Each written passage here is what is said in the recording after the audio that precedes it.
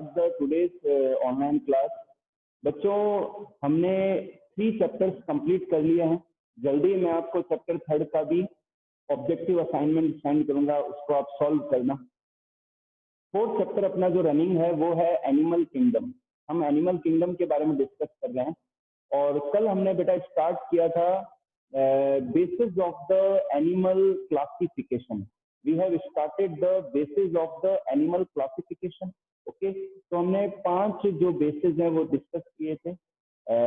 उनमें हमने level of body organisation वो डिस्कस किए थे। सेकंड हमने सिमेट्री को डिस्कस किया था, आगे बात समझ में। इसके अलावा हमने स्पेशलाइजेशन को डिस्कस किया था, हमने अपेंडेजेस के बारे में डिस्कशन किया था, आगे बात समझ में। तो ये कुछ एक हमने बेसिस देखे थे। आज जो हमारा जो 6th जो बेस है वो हम लेते हैं सेगमेंटेशन। क्या लेते हैं? सेगमेंटेशन।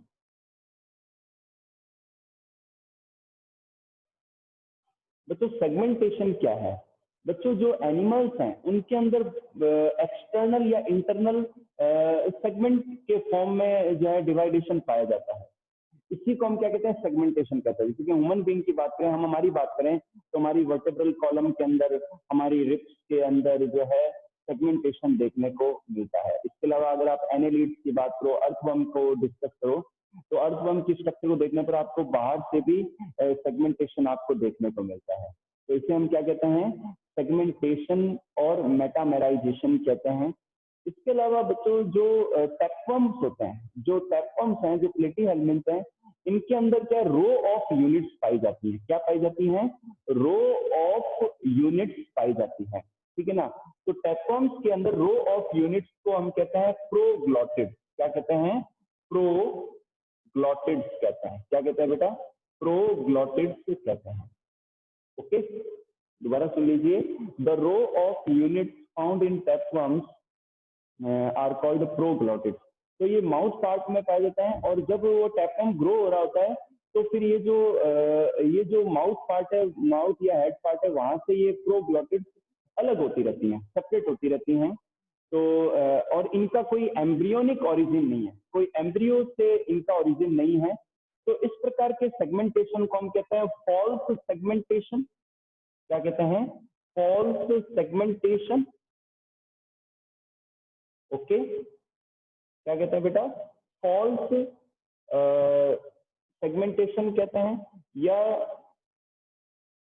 शूडो सेगमेंटेशन कहते हैं। क्या कहते हैं बेटा? शूडो सेगमेंटेशन कहते हैं। ओके, तो ये सेगमेंटेशन भी एक बेस है कि सेगमेंटेशन पाया जा रहा है या नहीं जा रहा है। इस बेसिस पर भी हम क्लासिफिकेशन करते हैं एनिमल्स का। आगे बात समझ में। अब नेक्स्ट लेते हैं बेटा हम, जो नेक्स्ट लेते हैं 7th जो है अपना, वो है सेक्स। सेक्सुअल ऑर्गन, जो सेक्सुअल ऑर्गन है उसके बेसिस पर बच्चों एनिमल्स के अंदर कई एनिमल्स ऐसे हैं, जो अधिकतर एनिमल्स ऐसे हैं जो यूनिसेक्सुअल होते हैं, जो कि क्या होते हैं? यूनिसेक्सुअल होते हैं। और यूनिसेक्सुअल के लिए हम क्या यूनिसेक्सुअल वर्ड यूज लेते हैं। सिंगल सेक्स होता है, या तो वो मेल होता है या फीमेल होता है, और सॉरी, या तो वो मेल होता है या फीमेल होता है, और इसे हम डायोसियस एनिमल भी कहते हैं। क्या कहते हैं? Dioecious animal. क्या कहते हैं? डायोसियस। यूनिसेक्सुअल एनिमल यानी कि नर है या मादा है, या तो मेल है या फीमेल है, तो ये यूनिसेक्सुअल स्टेज है और इसे हम इन्हें हम डायोसियस एनिमल्स भी कहते हैं। लेकिन कई एनिमल्स में जो लोअर एनिमल्स हैं उनमें मेल और फीमेल एक्सटर्नली अलग नजर नहीं आते हैं। जो मेल और फीमेल है वो एक्सटर्नली अलग नजर नहीं आता है, तो फिर उनको इस कंडीशन को हम क्या कहते हैं? सेक्सुअल डाइमॉर्फिज्म कहते हैं। क्या कहते हैं बेटा? सेक्सुअल डाइमॉर्फिज्म कहते हैं। ओके, सेक्सुअल डाइमॉर्फिज्म कहते हैं। अंडरस्टूड बेटा? ठीक है। अब बात करते हैं हम मोनोसियस एनिमल। कुछ एनिमल ऐसे होते हैं बच्चों जो कि बाइसेक्सुअल होते हैं, जिनमें टेस्टिस और ओवेरीज, मेल और फीमेल जेनाइटल ऑर्गन दोनों पाए जाते हैं। तो ऐसे एनिमल्स को हम बाइसेक्सुअल एनिमल्स, और इन्हें हम हर्मैफ्रोडाइट क्या कहते हैं? हर्मैफ्रोडाइट डाइट एनिमल्स, और इन्हें हम हर्मेफ्रोडाइट एनिमल्स कहते हैं, और हम कहते हैं मोनोसियस। क्या कहते हैं? मोनोसियस एनिमल्स कहते हैं। मोनोसियस का मतलब होता है एक ही एनिमल के अंदर दोनों प्रकार के सेक्स ऑर्गन्स पाए जाना। ओके, दोबारा सुन लीजिए, बाइसेक्सुअल एनिमल्स को हर्मेफ्रोडाइट एनिमल्स और मोनोसियस एनिमल्स कहते हैं। क्लियर होगी बात आपके? तो ये तो होगी। अब बात करते हैं बच्चों जो हर्मेफ्रोडाइट एनिमल्स हैं, जैसे अर्थवर्म है और जो सी स्क्विड होते हैं, तो इनके अंदर क्या है कि थोड़ा सा सेक्सुअल ऑर्गन के डेवलपमेंट में टाइम डिफरेंसेस पाया जाता है। तो जो अर्थवर्म्स होते हैं उनमें टेस्टिस पहले डेवलप हो जाते हैं, टेस्टिस पहले डेवलप हो जाते हैं, और जो ओवेरीज हैं वो लेट डेवलप होती है। आगे बात समझ में? तो इसे हम कहते हैं, अगर टेस्टिस पहले डेवलप होता है तो इस कंडीशन को हम कहते हैं प्रोटो एंड्री। क्या कहते हैं? प्रोटो एंड्री कहते हैं बेटा। ठीक है बेटा, टेस्टिस के पहले डेवलपमेंट को हम कहते हैं प्रोटो एंड्री, और जो सी स्क्विड एनिमल्स हैं इनके अंदर जो ओवेरीज हैं वो पहले डेवलप होती हैं और टेस्टिस लेट डेवलप होते हैं। तो अगर फीमेल जेनाइटल ऑर्गन पहले डेवलप होता है तो इस कंडीशन को हम कहते हैं प्रोटोगाइनी। क्या कहते हैं बेटा? प्रोटोगाइनी कहते हैं। ठीक है, ओके, अंडरस्टूड। तो हमने कौन कौन सी टर्म्स डिस्कस की? यूनिसेक्सुअल और डायोसियस, यानी कि मेल या फीमेल है एनिमल। अच्छा, कई एनिमल में मेल और फीमेल बाहर से सेम ही नजर आता है, उनमें कोई डिफरेंसेस नजर नहीं आते, तो इसे हम कहते हैं सेक्सुअल डाइमॉर्फिज्म। और जो बाइसेक्सुअल एनिमल है उसे हम कहते हैं हर्मेफ्रोडाइट। एनिमल के लिए टर्म आती है हर्मेफ्रोडाइट, और ऐसे एनिमल्स को मोनोसियस एनिमल्स भी कहते हैं। और इन एनिमल्स में यदि टेस्टिस पहले डेवलप हो रहे हैं तो इन्हें, इस कंडीशन को हम कहते हैं प्रोटो एंड्री। और अगर गायनोशियम पहले सॉरी जो ओवरीज पहले डेवलप हो रहे हैं तो फिर इस कंडीशन को हम कहते हैं प्रोटोगाइनी। अंडरस्टूड। अब बात करते हैं, नेक्स्ट लेते हैं हम बॉडी कैविटी। तो नेक्स्ट बेस है बेटा, ये भी बच्चों इन्हीं बेसिस को हम क्या कर रहे हैं, इन 17-18 जो बेसिस हैं इनको डिस्कस करेंगे, फिर इन्हीं बेसिस के आधार पर हम क्या उनके कैरेक्टर्स बना देंगे। फिर जब फाइलम डिस्कस करेंगे तो उनके कैरेक्टर बनने हम उसमें बनाएंगे। आगे बात समझ में? तो अब हम लेते हैं बेटा 8th टॉपिक लेते हैं, बॉडी कैविटी। बच्चों जो बॉडी कैविटी है वो डाइजेस्टिव कैविटी के अलावा होती है। बॉडी कैविटी जो होती है वो डाइजेस्टिव कैविटी या एलिमेंट्री कैनाल के के अलावा होती है, और इन्हें हम सीलोम कहते हैं। क्या कहते हैं बेटा? सीलोम कहते हैं। आगे बात समझ में? तो इसको हम डिस्कस कर लेते हैं। हाँ, अब देखिए बच्चों, मैंने बताया कि जो ट्रिप्लोब्लास्टिक जो एनिमल्स होते हैं उनमें 3 जर्मिनल लेयर्स पाई जाती हैं। बाहरी लेयर को हम कहते हैं एक्टोडर्म, मिडिल लेयर को कहते हैं मीजोडर्म, और इनर लेयर को कहते हैं एंडोडर्म। आगे बात समझ में? तो जो प्लेटी हेलमिन्थ नाम के जो एनिमल फाइलम है, इनके एनिमल्स के अंदर केवल एक ही कैविटी होती है जो कि डाइजेस्टिव कैविटी होती है, जिसमें फूड को अंदर लिया जाता है, उसको डाइजेस्ट किया जाता है, वेस्ट को निकाला जाता है। आगे इसके अलावा कोई भी और कैविटी नहीं होती।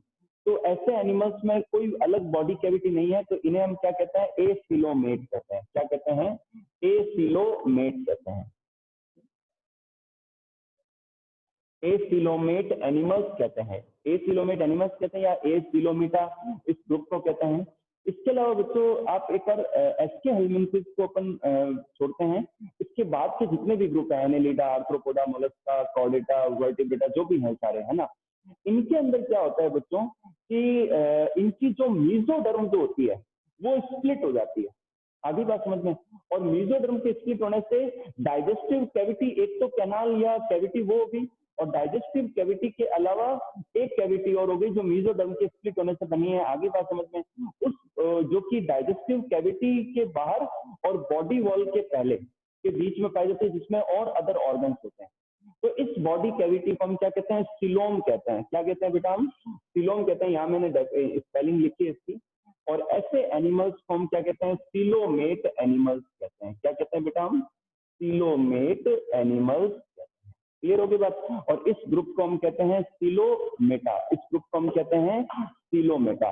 तो जब सिलोम बन जाती है इस एनिमल्स में, तो इनमें फिर डिफरेंट जो बॉडी के ऑर्गन्स है वो डेवलप होते हैं, ग्रो करते हैं, और वो विसरल पार्ट होता है इनका।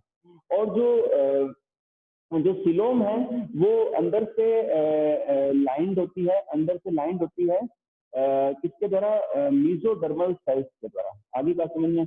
तो जो इन्वर्टिब्रेट एनिमल्स हैं, जो इन्वर्टिब्रेट एनिमल्स हैं, उनमें इसे हम मीजोथीलियम कहते हैं। क्या कहते हैं? इन्वर्टिब्रेट एनिमल्स में इन्हें हम मीजोथीलियम कहते हैं। ठीक है। जबकि जो वर्टिब्रेट एनिमल है, जो कॉर्डेट है, हायर कॉर्डेट है, जिन्हें हम वर्टिब्रेट कहते हैं, जिनमें वर्टिब्रल कॉलम पाया जाता है, उनमें जो लाइनिंग है, जो सिलोम के अंदर जो लाइनिंग है सेल्स की, मीजोडर्म की, उस लाइनिंग को हम कहते हैं पेरिटोनियम। क्या कहते हैं बेटा? हम पेरिटोनियम कहते हैं। आगे बात समझ में? तो जो सिलोम है वहां पर सिलोमिक फ्लूइड पाया जाता है, और ये जो सिलोमिक फ्लूइड है ये रिलीज होता है मीजोथीलियम की सेल्स के द्वारा या पेरिटोनियम की सेल्स के द्वारा सिलोमिक फ्लूइड रिलीज होता है। आगे बात समझ में? तो एक ये चीज हो गई। अब बात करते हैं एसिलोमेट, सिलोमेट। अब बात करते हैं सूडोसिलोमेट की। मतलब जो एस्के हेलमिंथीज हैं,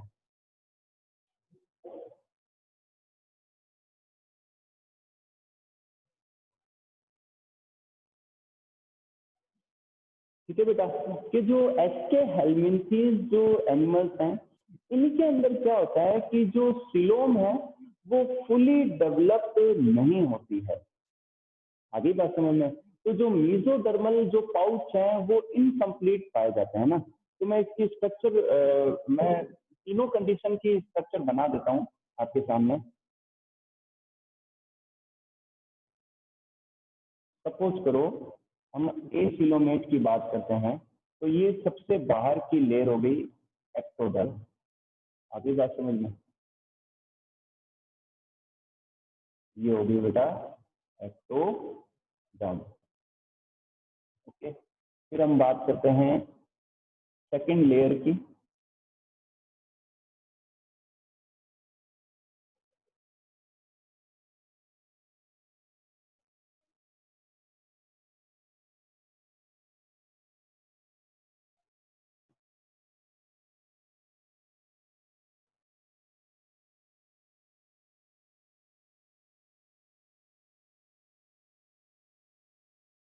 जो सेकंड लेयर है बेटा एसिलोमेट में,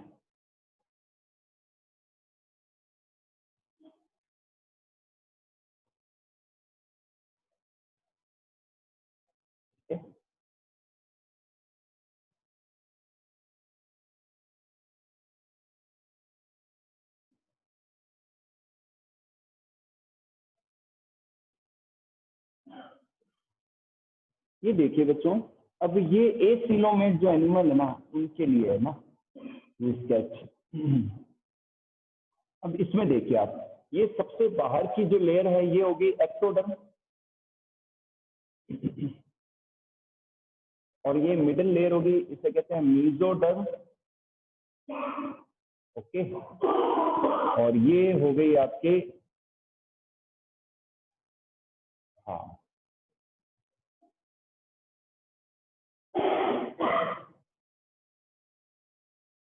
जो ये लेयर है ये हो गई आपके एंडोडर्म। ओके। ये क्या हो गई आपके? एंडोडर्म हो गई। ओके। और ये जो सेंट्रल पार्ट है ये बॉडी कैविटी हो गई, नहीं ये डाइजेस्टिव कैविटी हो गई। ठीक है। ये क्या हो गई? Digestive cavity. तो इसमें डाइजेस्टिव कैविटी के अलावा कोई भी और जो है खाली स्पेस नहीं है। तो ये हो गए एसिलोमेट। अब हम बात करते हैं सूडोसिलोमेट की। अब सूडोसिलोमेट के अंदर क्या होता है बच्चों, मैं ये रफ कर देता, मैं, हाँ, इसको रफ ना करके इसी को समझाने में मैं यूज लेता हूँ। एक सेकंड।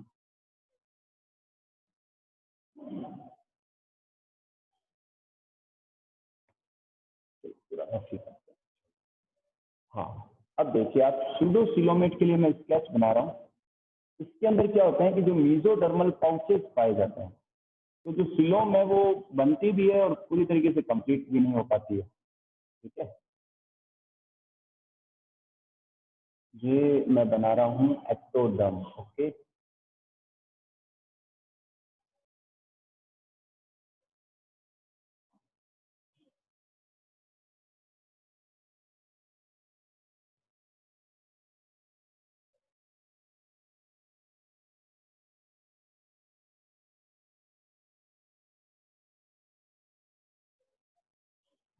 ठीक है बेटा, ये हो गया एक्टोडर्म, ये हो गया एंडोडर्म। अब इनके बीच बीच में क्या होता है कि इस तरीके से पाउच बन जाते हैं, मीजोडर्मल पाउचेज। तो अब सिलोम है भी नहीं भी, मतलब पूरी तरीके से डेवलप नहीं है, तो फिर ऐसे एनिमल्स को हम क्या कहते हैं, स्यूडोसिलोमेट एनिमल्स, और इस ग्रुप को कहते हैं स्यूडोसिलोमेटा। क्या कहते हैं बेटा, स्यूडोसिलोमेटा कहते हैं। ठीक?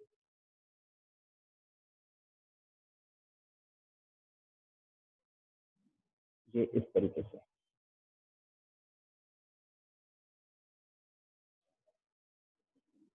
ये देखिए बच्चों, ये एक्टोडर्म, ये एंडोडर्म, और ये अंदर मीजोडर्म है, लेकिन ये पाउचेस के फॉर्म में ये एरिया।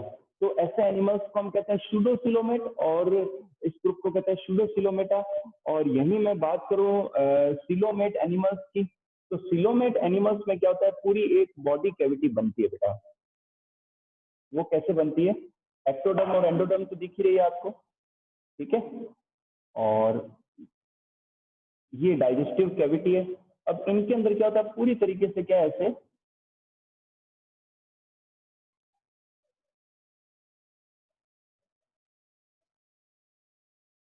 एक सेकेंड,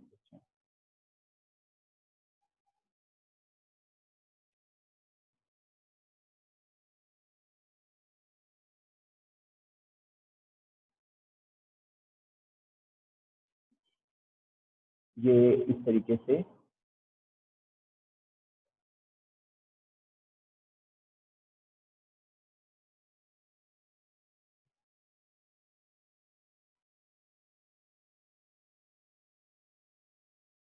इस तरीके से जो है एक कैविटी ये बन गई।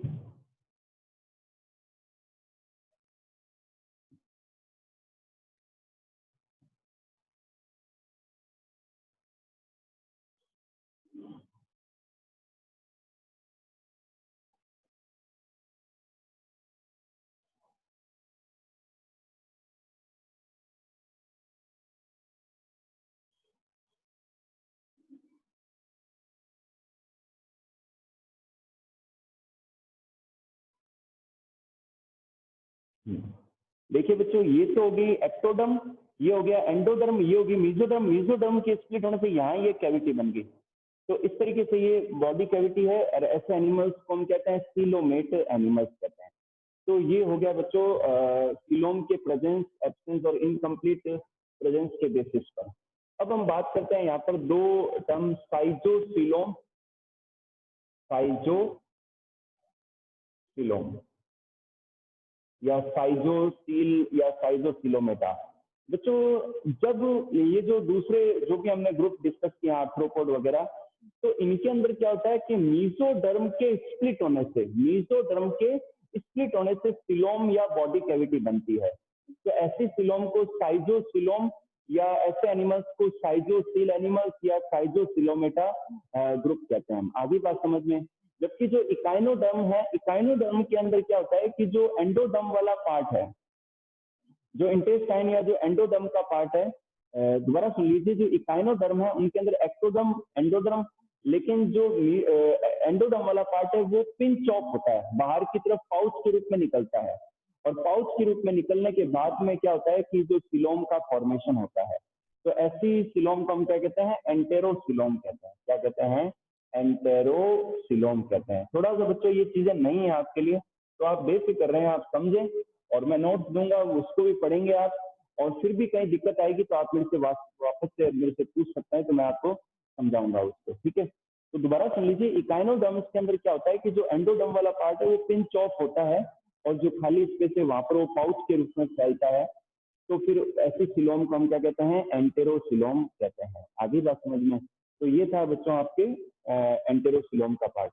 अब तो ये हो गया बॉडी कैविटी की प्रेजेंस और एब्सेंस के बेसिस पर, ठीक है। नेक्स्ट हम लेते हैं बेटा,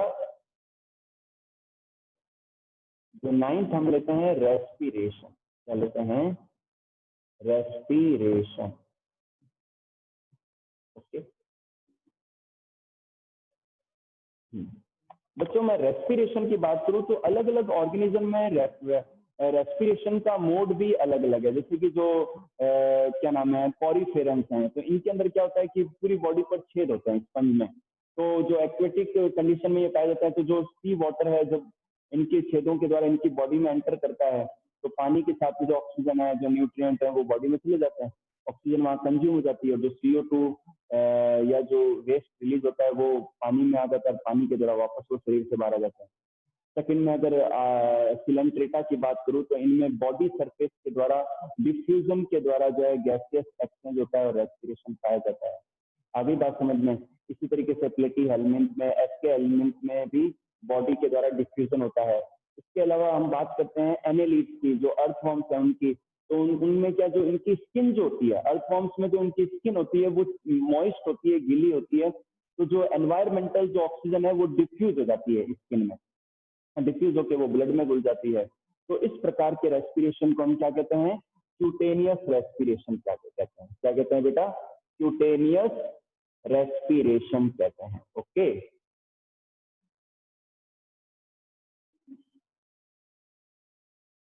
इस प्रकार के रेस्पिरेशन को बेटा हम क्या कहते हैं, क्यूटेनियस रेस्पिरेशन कहते हैं, जो स्किन के द्वारा होता है। आगे बात समझ में। इसके बाद में मैं बात करूं आर्थ्रोपोड्स की। आर्थ्रोपोड्स के अंदर जो है बच्चों फाइन ट्यूब्स पाई जाती है। इन ट्यूब्स को हम क्या कहते हैं, स्पाई ट्रेकियल ट्यूब्स का जो नेटवर्क है इसे हम ट्रेकियल सिस्टम कहते हैं। क्या कहते हैं, ट्रेकियल सिस्टम कहते हैं। और इनकी ट्रेकियल सिस्टम के द्वारा, ठीक है ना, और इनके जो छेद हैं उनको हम कहते हैं स्पाइरेकल। क्या कहते हैं, स्पाइरेकल। तो इन छेदों के द्वारा ऑक्सीजन अंदर जाती है और ट्रेकियल सिस्टम के द्वारा ट्रांसपोर्ट होती है। आगे बात समझ में। अच्छा, जो स्कॉर्पियन है, स्कॉर्पियन के अंदर जो है बुक लंग्स पाए जाते हैं। क्या पाए जाते हैं, बुक लंग्स पाए जाते हैं। और जो किंग क्रैब्स हैं, ये भी आर्थ्रोपोडी है, तो इनके अंदर बुक गिल्स पाए जाते हैं। इनकी स्ट्रक्चर कुछ ऐसी होती है कि इनको हम बुक नाम देके हम प्रोनाउंस करते हैं, बुक लंग्स और बुक गिल्स। आगे बात समझ में। इसके बाद हम बात करते हैं जो हायर एनिमल है, जो वर्टिब्रेट हैं, या ठीक है ना, इनके अंदर लंग्स के द्वारा होता है। तो लंग्स के द्वारा अगर रेस्पिरेशन होता है तो इसे हम क्या कहते हैं, पल्मोनरी रेस्पिरेशन कहते हैं। क्या कहते हैं हम, पल्मोनरी रेस्पिरेशन कहते हैं। ठीक है बेटा, लंग्स के द्वारा जो रेस्पिरेशन होता है पल्मोनरी रेस्पिरेशन कहते हैं। और जो एक्वेटिक एनिमल्स है, जैसे कि फिशेज हैं, जो एक्वेटिक एनिमल है, फिशेज हैं, इनके अंदर गिल्स पाए जाते हैं। तो गिल्स के द्वारा, गिल्स की हेल्प के द्वारा जो रेस्पिरेशन होता है उन्हें हम क्या कहते हैं, ब्रैंकियल रेस्पिरेशन कहते हैं। क्या कहते हैं बेटा हम, ब्रैंकियल रेस्पिरेशन कहते हैं। ओके, गिल्स के द्वारा जो रेस्पिरेशन होता है उसे हम बेटा ब्रैंकियल रेस्पिरेशन कहते हैं। आगे बात समझ में। अब हम बात करते हैं एम्फीबियंस की, फ्रॉक्स की बात करते हैं। तो फ्रॉक्स के अंदर क्यूटेनियस रेस्पिरेशन भी पाया जाता है स्किन के थ्रू, जब वो पानी में होता है, ठीक है ना। और उनमें लंग्स के द्वारा यानी कि पल्मोनरी रेस्पिरेशन भी पाया जाता है।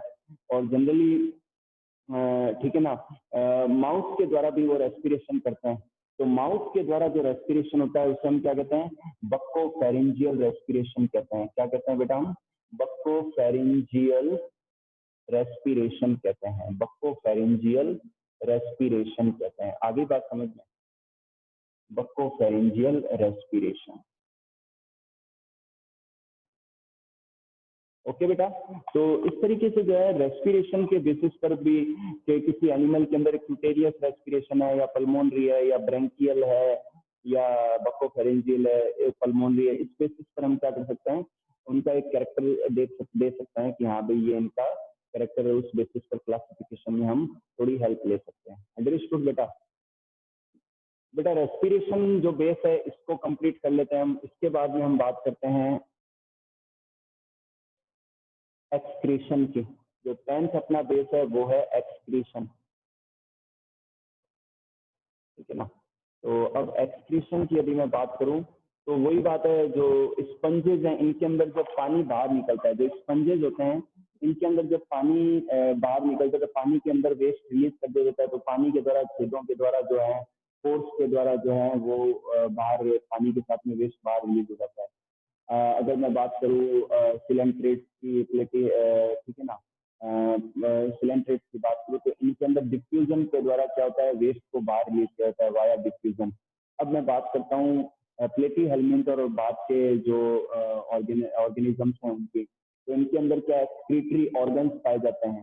तो जो प्लेटी हेलमेंट होते हैं इनके अंदर फ्लैम सेल्स पाई जाती है, आगे बात समझ में। और इसी तरीके से जो अर्थवर्म्स हैं, जो एनिलीड्स हैं, इनके अंदर नेफ्रीडिया नाम की स्ट्रक्चर्स होती हैं फॉर द एक्सक्रीशन। इसके बाद में मैं बात करूँ कॉकरोचेस की, तो कॉकरोचेस के अंदर जो है मेल्पिजियन ट्यूब्यूल्स पाई जाती है फॉर द एक्सक्रीशन। इसके अलावा जो आर्थ्रोपोड्स हैं इनके अंदर ग्रीन ग्लैंड्स, ठीक है ना, एंटीनरी ग्लैंड्स, ठीक है ना, तो ये कुछ एक ग्लैंड्स पाई जाती हैं जो उनमें एक्सक्रीशन में हेल्प करती है, आगे बात समझ में। जो मॉलस्क हैं और जो दूसरे हायर एनिमल हैं उनके अंदर किडनीज के थ्रू एक्सक्रीशन होता है। किडनीज के थ्रू क्या होता है बेटा? एक्सक्रीशन होता है। और जो अपन बात करते हैं हायर वर्टिब्रेट्स की बात करते हैं तो इनमें किडनीज पाई जाती है, तो किडनीज के द्वारा क्या होता है? इनमें एक्सक्रीशन होता है। तो डिफरेंट डिफरेंट एक्सक्रीटरी ऑर्गन्स पाए जाते हैं एक्सक्रीशन के लिए, और उस बेसिस पर भी क्लासिफिकेशन किया जाता है। अब बात करते हैं बेटा हम कि एक्सक्रीटरी प्रोडक्ट के आधार पर कि अलग अलग एनिमल्स में एक्सक्रीटरी प्रोडक्ट अलग होते हैं। जैसे कि आज मैं अपनी बात करूं, ह्यूमन की बात करूं, तो ह्यूमन में भी एक्सक्रीट जो वेस्ट बनता है वो अमोनिया बनता है, लेकिन ये अमोनिया कन्वर्ट हो जाता है यूरिया के अंदर। ह्यूमन के अंदर अमोनिया बनता है लेकिन अमोनिया कन्वर्ट हो जाता है यूरिया के अंदर। फिर हम यूरिन के द्वारा जो है यूरिया को एक्सक्रीट करते हैं, आगे बात समझ में।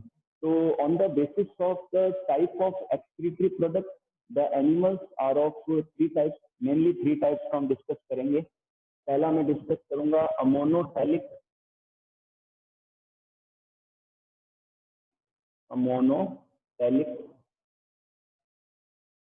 एनिमल्स। सेकंड में बात करूंगा यूरियोटैलिक एनिमल्स। और थर्ड में बेटा बात करूंगा यूरिकोटैलिक। इसकी बात करूंगा मैं बेटा यूरिकोटैलिक एनिमल्स। ओके, अब सुनिए आप अमोनोटैलिक एनिमल्स क्या है। कि जो लोअर जो एक्वेटिक एनिमल्स होते हैं, जिसकी मैं स्पंजेस की बात करूं, तो इन लोअर एक्वेटिक एनिमल्स के अंदर जो वेस्ट बनता है, जो एक्सक्रीटरी प्रोडक्ट बनता है, वो अमोनिया बनता है। तो ऐसे एनिमल्स को हम कहते हैं अमोनोटैलिक एनिमल्स। अंडरस्टूड। तो आपको बता दो सबसे ज्यादा जो टॉक्सिक जो वेस्ट है वो अमोनिया है, आगे बात समझ में। यूरिक एसिड थोड़ा उससे कम है, और यूरिया और सबसे कम जो है नुकसानदायक होता है, हार्मफुल होता है, टॉक्सिक होता है, आगे बात समझ में। तो कुछ इंसेक्ट्स हैं और बर्ड्स हैं, वो यूरिक एसिड को रिलीज करते हैं। They releases the uric acid as the excretory product. So they are called uricotelic animals. They are called uricotelic animals. Understood बेटा? अब मैं बात करूंगा आपसे यूरियोटैलिक एनिमल्स की। बच्चों जो हायर एनिमल हैं, ह्यूमन हैं, ठीक है ना, जो अदर मैमल्स हैं, तो इनके अंदर वेस्ट के रूप में यूरिया प्रोड्यूस होता है and they releases the urea. तो they are called ureotelic animals. उन्हें हम क्या कहते हैं? यूरियोटैलिक एनिमल्स कहते हैं। अंडरस्टूड। इसके बाद में मैं बात करता हूँ नर्वस सिस्टम की। इसकी बात करूंगा मैं। बच्चों अपन थोड़ा स्लो चलेंगे लेकिन इफेक्टिव चलेंगे। बच्चों मेरा मानना ऐसा है कि आपकी स्पीड स्लो भले ही हो, लेकिन आप जो भी मेहनत कर रहे हैं वो एकदम इफेक्टिव, एकदम इम्प्रेसिव होना चाहिए, बेस्ट होना चाहिए, ठीक है ना। इससे आपकी जो स्किल्स है वो डेवलप होती है। तो अपन जो टॉपिक कर रहे हैं एनिमल किंगडम, बहुत ही ढंग से करना है हमको, इससे कहीं कोई अपन को वीकनेस ना रह जाए किसी टॉपिक में, आगे हमें दिक्कत नहीं आए कॉम्पिटिशन के अंदर। तो बच्चों एक लास्ट बेस और ले लेते हैं शॉर्ट में, नर्वस सिस्टम की बात करते हैं।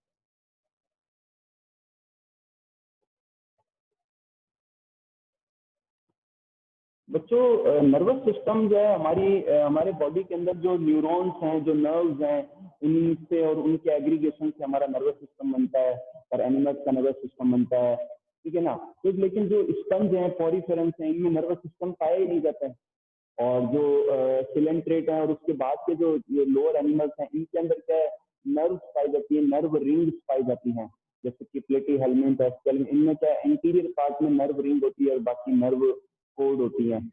इसी तरीके से जो आर्थ्रोपोड हैं उनमें भी कुछ इसी तरीके से जो है नर्वस सिस्टम पाया जाता है, आगे बात समझ में। लेकिन जो हायर एनिमल्स होते हैं उनके अंदर बाकायदा नर्व्स के एग्रीगेशन से ब्रेन बनता है, स्पाइनल कोड बनती है, और ब्रेन और स्पाइनल कोड से पेरिफेरल नर्व्स निकलती हैं जो बॉडी के डिफरेंट पार्ट्स में स्प्रेड होके पूरा एक कंप्लीट नर्वस सिस्टम। आगे बात समझ में। तो कुछ इस तरीके से जो है नर्वस सिस्टम के बेसिस पर भी हम क्या करते हैं, क्लासिफिकेशन में हेल्प लेते हैं। तो बच्चों आज के टॉपिक्स को हम यहीं ओवर करते हैं। जो रिमेनिंग बेस है वो कल की क्लास में डिस्कस करेंगे। थैंक यू बेटा।